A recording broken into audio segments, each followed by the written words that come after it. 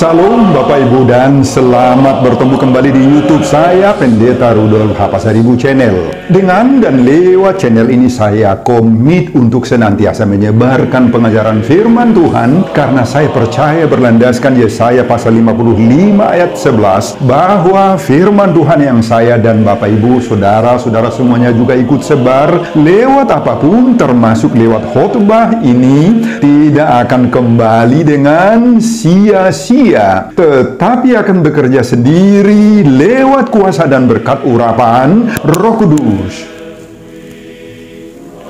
Mari Bapak Ibu, saudara-saudara semuanya, saya ajak membantu saya menyebarkan pengajaran firman Tuhan, khotbah di ibadah minggu ke-24 sesudah Trinitatis 10 November 2024. Terambil dari kitab 1 Raja-Raja pasal 17 ayat 7 sampai 16 dan epistel dari Injil Lukas pasal 21 ayat 1 sampai 4. Diikat oleh topik atau tema memberi dari kekurangan. Dalam bahasa Batak Toba dituliskan mangalehon nak pehurangan. Saya baca untuk kita, simaklah pembacaan firman Tuhan berikut ini. Judul perikop 1 Raja-Raja pasal 17 ayat 7 sampai 24 adalah Elia dan janda di Sarfat. Khotbah kita dari ayat 7 sampai 16. Tetapi sesudah beberapa waktu, sungai itu menjadi kering sebab hujan tiada turun di negeri itu. Maka datanglah firman Tuhan kepada Elia, bersiaplah, pergi ke Sarfat yang termasuk wilayah Sidon dan diamlah di sana. Ketahuilah, aku telah memerintahkan seorang janda untuk memberi engkau makan. Sesudah itu ia bersiap, lalu pergi ke Sarfat. Setelah ia sampai ke pintu gerbang kota itu, tampaklah di sana seorang janda sedang mengumpulkan kayu api. Ia berseru kepada perempuan itu, katanya, cobalah ambil bagiku sedikit air dalam kendi, supaya aku minum. Ketika perempuan itu pergi mengambilnya, ia berseru lagi, cobalah ambil juga bagiku sepotong roti. Perempuan itu menjawab, demi Tuhan Allahmu yang hidup, sesungguhnya tidak ada roti padaku sedikit pun, kecuali segenggam tepung dalam tempayan dan sedikit minyak dalam buli-buli. Dan sekarang aku sedang mengumpulkan 2-3 potong kayu api. Kemudian aku mau pulang dan mengolah bagiku dan bagi anakku, dan setelah kami memakannya, maka kami akan mati. Tetapi Elia berkata kepadanya, janganlah takut, pulanglah, buatlah seperti yang kau katakan, tetapi buatlah lebih dahulu bagiku sepotong roti bundar kecil daripadanya, dan bawalah kepadaku, kemudian barulah kau buat bagimu dan bagi anakmu. Sebab beginilah firman Tuhan Allah Israel, tepung dalam tempayan itu tidak akan habis, dan minyak dalam buli-buli itu pun tidak akan berkurang, sampai pada waktu Tuhan memberi hujan ke atas muka bumi. Lalu pergilah perempuan itu dan berbuat seperti yang dikatakan Elia. Maka perempuan itu dan dia serta anak perempuan itu mendapat makan beberapa waktu lamanya. Tepung dalam tempayan itu tidak habis, dan minyak dalam buli-buli itu tidak berkurang, seperti firman Tuhan yang diucapkannya dengan perantaraan Elia. Bapak, Ibu, dan saudara-saudara, demikianlah nats khotbah kita di ibadah minggu ke-24 sesudah Trinitatis 10 November 2024, dihubungkan dengan topik minggu memberi dari kekurangan, mengalehon nak pehurangan. Saudara, pada ayat sebelum nats khotbah kita ini, yakni ayat 1-6, terjadi peristiwa yang sangat fenomenal, luar biasa sekali dialami oleh Nabi Elia, yang ada hubungannya dengan nats khotbah kita ini juga. Mari kita lihat. Tuhan menyuruh Elia untuk menemui Raja Ahab. Raja Ahab adalah raja di Israel Utara sekitar tahun 874 sampai 853 sebelum Masehi, dan memberitahukan hukuman yang akan Tuhan timpakan kepada orang Israel saat itu. Tentu saja bukan sesuatu yang mudah bagi Elia untuk menemui sang raja toh, apalagi untuk berbicara soal hukuman. Kenapa Tuhan menimpakan hukuman? Tuhan marah kepada Raja Ahab karena dia sudah menyembah Baal, sudah berubah haluan, sudah berubah iman. Kondute dari Raja Ahab termasuk raja paling buruk di antara raja-raja Israel, baik di utara maupun selatan. Dan hal itu nampak dari pertentangan Nabi Elia dengan Ahab sepanjang pelayanannya. Menurut 1 Raja-Raja pasal 16 ayat 29 sampai 34, ada dua dosa yang dilakukan Ahab yang paling menonjol. Yakni, pertama, dia melanjutkan kesalahan dan kebijakan yang bertentangan dengan kehendak Tuhan yang pernah dilakukan pendahulunya, yakni Raja Yerobeam. Kedua, Raja Ahab menikahi seorang wanita bernama Isabel, putri Raja Sidon bernama Etbal, yang juga seorang imam dari pemuja Baal. Kehadiran Isabel membawa pengaruh sangat-sangat buruk kepada Raja Ahab dan umat Israel, Bapak Ibu. Isabel lebih berperan dari Ahab sendiri untuk mengendalikan pemerintahan dan membawa Israel tunduk kepada Baal dengan mendirikan tempat-tempat peribadahan Baal di ibu kota Samaria. Isabel berhasil mempropagandakan kehebatan dewa Baal sebagai dewa pemberi kemakmuran dan kesuburan tanah. Propaganda seperti ini membuat banyak orang Israel tergiur mendapatkan kemakmuran dan meninggalkan Tuhan. Akibatnya, sepanjang pelayanan Elia, dia terus berkonfrontasi melawan Ahab, Isabel, dan melawan dewa Baal ini. Elia sering sekali harus menderita, dikejar-kejar, diancam untuk dihabisi oleh Ahab sendiri dan Isabel. Pada ayat ini, Bapak Ibu, ayat 1, Elia menghadap Raja Ahab dan memberitahu rencana Tuhan selanjutnya. Apa kata Elia? Elia berkata, "Demi Tuhan yang hidup, Allah Israel yang kulayani, sesungguhnya tidak akan ada embun atau hujan pada tahun-tahun ini kecuali kalau ku katakan." Saudara, hukuman Tuhan berupa tidak akan turun embun dan hujan. Ini terjadi, Bapak Ibu. Embun, hujan tidak turun. Musim kering melanda negeri itu selama bertahun-tahun. Dan akibat hukuman Tuhan ini, Raja Ahab marah dan bermaksud hendak membunuh Nabi Elia. Kemudian pada ayat 2 dan ayat 3, datanglah firman Tuhan kepada Nabi Elia. "Pergilah dari sini, berjalanlah ke timur dan bersembunyilah di tepi sungai Kerit di sebelah timur sungai Yordan."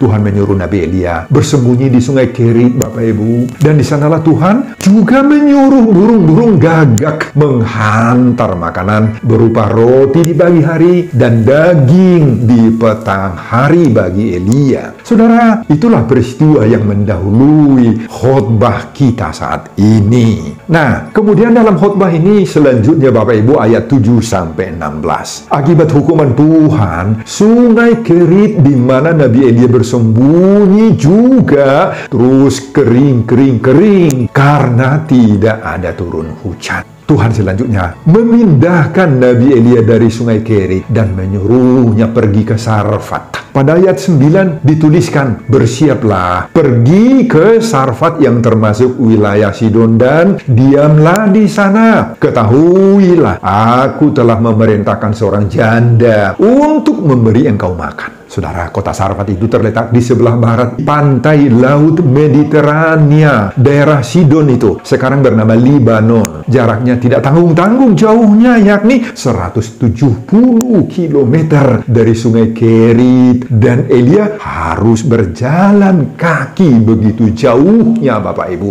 Elia harus melewati daerah-daerah berpenduduk agama kafir untuk mencapai Sarfat. Nah, sementara Raja Ahab juga bernafsu sekali mencari, mengejar, dan mau menangkap Elia. Ini suatu risiko besar. Dan saat ini Elia mempertaruhkan nyawanya dalam perjalanan yang begitu panjang itu. Nah, sesampai di pintu gerbang kota Sarfat, Elia bertemu dengan seorang janda Sarfat yang miskin dan hidup dengan anaknya. Janda itu mengalami kelaparan juga dan kekurangan persediaan makanan. Elia berseru kepada perempuan itu, katanya, "Cobalah ambil bagiku sedikit air dalam kendi supaya aku minum." Ketika perempuan itu memberinya air, ia berseru lagi, "Cobalah ambil juga bagiku sepotong roti." Tetapi untuk permintaan kedua ini, perempuan itu bilang, "Demi Tuhan Allahmu yang hidup, sesungguhnya tidak ada roti padaku sedikit pun, kecuali segenggam tepung dalam tempayan dan sedikit minyak dalam buli-buli. Dan sekarang aku sedang mengumpulkan 2-3 potong kayu api, kemudian aku mau pulang dan mengolahnya bagiku dan bagi anakku, dan setelah kami memakannya, maka kami akan mati." Tetapi Elia berkata kepada perempuan itu, "Jangan takut, pulanglah, buatlah seperti yang kau katakan. Tetapi buatlah lebih dahulu bagiku sepotong roti bundar kecil daripadanya, dan bawalah kepadaku. Kemudian barulah kau buat bagimu dan bagi anakmu." Saudara, apa yang terjadi saat perempuan itu melakukan suruhan Elia? Terjadi hal-hal yang luar biasa, Bapak Ibu. Tepung dalam tempayan, sedikit minyak dalam buli-buli, tidak habis-habisnya. Bahkan pada ayat 16 ditulis, tepung dalam tempayan itu tidak habis, dan minyak dalam buli-buli itu tidak berkurang. Bapak Ibu dan saudara-saudara, pengalaman indah dari hamba Tuhan Nabi Elia dan perempuan Sarfat ini mencerminkan seruan topik minggu ke-24 sesudah Trinitatis 10 November 2024. Memberi dari kekurangan, mangalehon nak pehurangan. Nah, Bapak Ibu dan saudara-saudari, itulah isi khotbah kita di pertangyangan minggu ke-24 sesudah Trinitatis 10 November 2024, dihubungkan dengan topik minggu memberi dari kekurangan, mengalehon nak pehurangan. Apa pengajaran Tuhan bagi kita lewat khotbah ini, Bapak Ibu dan saudara-saudara?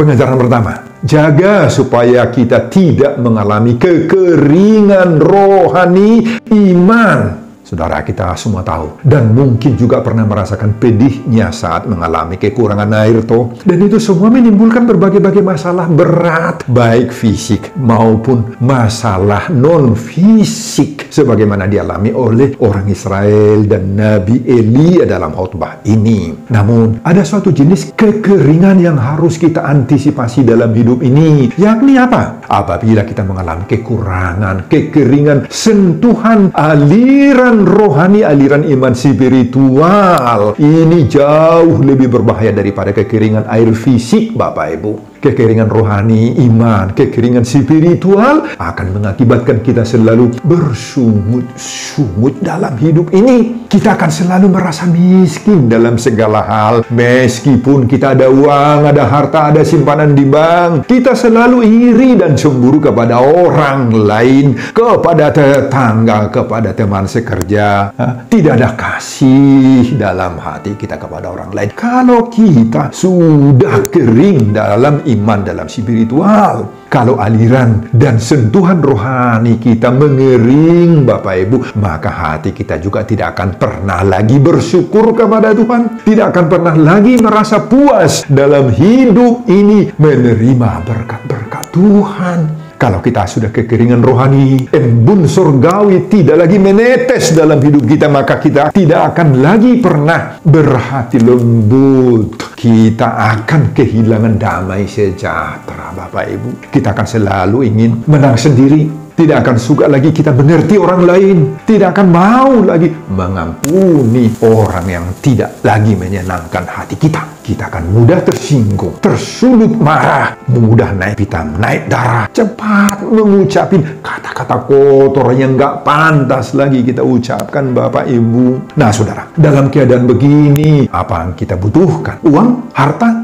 Pertambahan kekayaan? Oh, bukan itu yang mengatasi kekeringan rohani. Nah, Bapak Ibu dan saudara-saudara, kalau sudah seperti ini keadaan kita, itu tanda bahwa hati iman, hidup rohani kita sedang mengering. Secara rohani kita haus dahaga, hati kita menjadi pahit. Dalam keadaan demikian, bukan uang yang membuat keadaan kita pulih kembali, membuat kita damai sejahtera. Enggak, yang kita butuhkan adalah air Air apa? Nah, kita butuh air surgawi. Kita butuh sentuhan ilahi, kuasa Tuhan bagi diri kita, Bapak Ibu. Kita butuh firman Allah yang mampu menyejukkan hati kita, melembutkan kekeringan rohani kita, menumbuhkan kasih, menumbuhkan persaudaraan dengan sesama, dengan orang lain. Oleh Roh Kudus yang dihadirkan firman Tuhan itu, maka segala bentuk kekeringan, kekerdilan rohani akan disejukkan oleh Tuhan. Sehingga kita bisa bersabar, bisa meredam emosional, bisa memblokir kuasa-kuasa iblis yang membuat kita selama ini sombong, menang sendiri, angkuh, tinggi hati, dan tidak ada damai sejahtera. Bahkan kehadiran air surgawi itulah mengusir segala kekeringan, kekerdilan hati ini, dan akan mendorong kita mau berkenan, mau sudi memberi dari kekurangan, mangale honak pehurangan, sebagaimana topik minggu ke-24 sesudah Trinitatis 10 November 2024 ini. Amin, Bapak Ibu dan saudara-saudara. Pengajaran kedua, berbagai ketidakmungkinan akan dirubah Tuhan menjadi mungkin. Saudara, dari pengalaman Nabi Elia di Sungai Kerit dan bersama perempuan Sarfat ini, ya sedang menghadapi krisis-krisis ketiadaan embun, ketiadaan hujan saat itu mengakibatkan krisis kelaparan, sehingga Tuhan memakai burung gagak menghantar makanan buat Elia di tepi Sungai Kerit. Lanjut dengan perpindahan Elia lagi ke Sarfat, bertemu dengan janda miskin dan mengalami mujizat. Tuhan lewat satu ketul roti dan sebotol minyak, mereka bisa hidup sepanjang musim kelaparan itu berlangsung. Maka satu kata yang dapat kita sebutkan dalam semua peristiwa yang luar biasa itu, Bapak Ibu, adalah bagi Tuhan tidak ada yang mustahil. Tidak ada yang mustahil bagi Tuhan, Bapak Ibu. Di saat Elia menghadapi kemustahilan, baik saat bersembunyi di tepi Sungai Kerit, demikian juga pengalaman janda miskin di Sarfat yang hanya memiliki satu ketul roti dan satu botol kecil minyak, maka semua kemustahilan itu disikapi oleh Elia dan janda Sarfat dengan tenang, dengan penuh pengendalian diri, tidak merasa panik. Mereka mengandalkan iman. Mereka rendah hati dan mengedepankan rencana Tuhan. Itu kehendak Tuhan yang terbaik. Elia percaya bahwa semua kemustahilan itu adalah terjadi dengan persetujuan Allah. Demikian juga janda Sarfat percaya dan melakukan apa yang diperintahkan Tuhan lewat apa yang disuruhkan Elia. Nah, dalam semua itu mereka percaya bahwa Allah yang berotoritas saat itu, dan mereka berhasil, mereka diberkati oleh Tuhan. Saudara, ini menyadarkan kita bahwa hidup kita juga sama seperti yang dialami oleh Elia, oleh janda Sarfat yang miskin, yang sedang menghadapi berbagai-bagai kemustahilan. Banyak suara-suara kemustahilan juga dalam pengalaman hidup kita sehari-hari, Bapak Ibu. Ketika kita misalnya hendak membangun rumah sendiri, mulai dari beli lahan, contoh saja ini, atau untuk merenovasi rumah yang sudah lama, yang sudah buruk, maka hati kita juga sering dipenuhi ragam-ragam kontradiksi toh. Kadang-kadang ada rasa tidak percaya diri dalam hati kita. Kadang-kadang juga sering bingung. Dari mana uang, dari mana dana untuk itu semua. Ketika kita juga memulai usaha baru, apa itu dalam bentuk bisnis, membuka kios baru, 3 usaha baru, salon kecantikan baru, atau bengkel motor, bengkel mobil, tempel ban, dan lain-lain, Bapak Ibu. Wah, banyak sekali yang membuat kita bingung. Ketika anak-anak kita melamar kerja, baik itu sebagai PNS, perusahaan, atau di instansi lainnya, nah, kita juga gamang, gundah gulana. Apakah terjadi itu? Apakah bisa? Apakah berhasil? Membuat diri kita kacau balau. Saudara, dalam semua itu seringkali pikiran kita ini sudah didahului berbagai-bagai argumen yang menunjukkan ketidakmampuan kita. Kita sudah terlebih dahulu merasa semuanya itu mustahil, tidak mungkin. Uang dan modal kerja kita tidak sanggup, dan lain-lain. Seringkali kita sudah kalah sebelum berperang, sudah gagal sebelum kita jalankan usaha. Seringkali mental kita sudah down, semangat kita sudah pudar meskipun masih dalam taraf awal, masih dalam perencanaan, meski semuanya masih di atas kertas saja, kita sudah mulai gagal. Saudara, mari kita belajar dari khotbah ini bahwa di atas semua kalkulasi dan pertimbangan logika berpikir kita, masih ada Tuhan yang tidak pernah gagal. Jangan samakan pikiran dan pertimbangan kalkulasi logika kita dengan pikiran Tuhan. Jangan, Bapak Ibu. Semua kemustahilan kita, bila itu yang terjadi, itu adalah buah persetujuan Allah. Ingat itu, buah persetujuan Allah itu. Dan oleh karena itu Allah lah yang berotoritas dalam semuanya itu.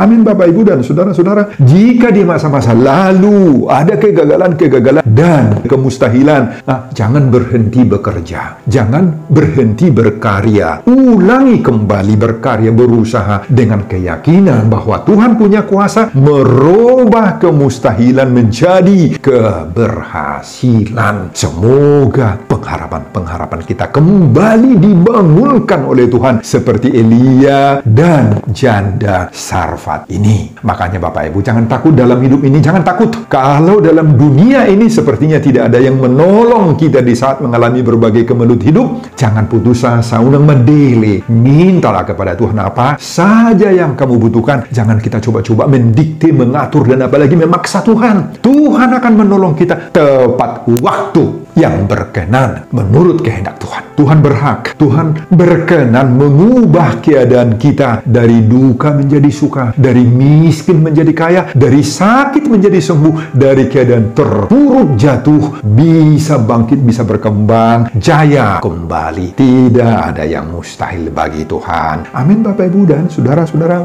Pengejaran ketiga, berani berbagi meski dalam keterbatasan atau berkekurangan. Saudara, atas perintah Tuhan, Elia beranjak meninggalkan sungai Kerit yang telah kering dan pergi ke Sarfat, di mana di sana hidupnya akan dipelihara oleh Tuhan melalui seorang janda, sebagaimana ayat 9. Siapakah janda ini? Apakah dia seorang yang hidupnya surplus atau seorang konglomerat? Oh, tidak. Tidak, Bapak Ibu. Justru seorang yang sedang menderita juga. Janda yang sangat miskin, melarat, tinggal bersama anaknya, dan mereka hanya memiliki sedikit, satu ketul, satu tempayan tepung saja, dan sebotol kecil minyak untuk sekali makan. Habis itu, mati. Sebagaimana ayat 11-12. Namun, meski Elia tidak kenal sama sekali dengan keadaan janda ini, dia hanya percaya saja kepada suruhan Tuhan bahwa seorang janda menolongnya. Ayat 13-14. Didorong oleh imannya, si janda Sarfat bersedia membagikan apa yang dimilikinya, Bapak Ibu. Mulai dari saat Elia meminta apa tadi? Pertama, minuman. Coba ambil bagiku sedikit air dalam kendi supaya aku minum, kata Elia. Dan perempuan itu langsung pergi mengambilnya. Kemudian Elia berseru lagi, cobalah ambil juga bagiku sepotong roti.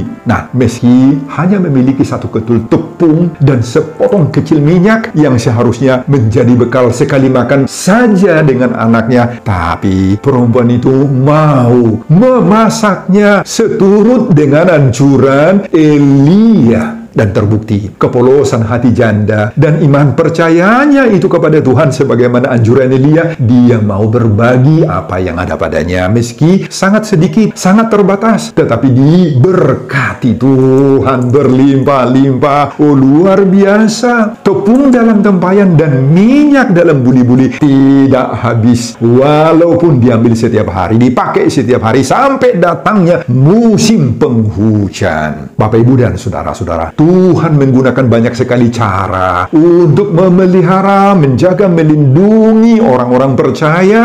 Apapun bisa dipakai Tuhan untuk menolong orang-orang yang bersandar kepada Tuhan itu. Nah, Bapak Ibu, kerelaan si ibu janda ini berempati serta kemauan mengulurkan tangan untuk berbagi apa saja yang ada padanya, itu semua dilihat oleh Tuhan dan diberkati oleh Tuhan. Nah, ini menjadi teladan, ini menjadi tiruan yang baik bagi kita saat ini, terutama dalam merealisasikan seruan topik minggu ke-24 sesudah Trinitatis 10 November 2024 dalam kehidupan kita sekarang, agar kita mau memberi dari kekurangan, mengalehon pehurangan. Nah, kalau si janda di Sarfat membagi nafkahnya kepada orang lain, kepada hamba Tuhan Elia, maka mungkin Anda, kita, pendengar khotbah ini dapat juga membagi sesuatu kepada orang lain, toh? Dapat. Kepada orang yang sangat membutuhkan uluran tanganmu. Bagi. Membagi yang kamu punya kepada hamba Tuhan sendiri. Bagilah itu Bapak Ibu. Maukah saudara membagi ilmu pengetahuan yang Anda miliki itu kepada orang lain yang butuh bantuanmu? Maukah membagi skill, keterampilan, talenta-talenta yang dapat membantu orang lain yang sedang mengembangkan keterampilan dan bakatnya? Saudara, kita harus berani berbuat sesuatu dari apa yang ada pada kita, sekecil apapun itu, untuk kebutuhan hidup diri sendiri kita, bahkan untuk kebutuhan orang lain yang bersama dengan kita. Semua itu harus ditata agar turut berperan membangun kehidupan bersama. Nah, bagilah apa saja yang dapat Anda bagikan kepada orang lain.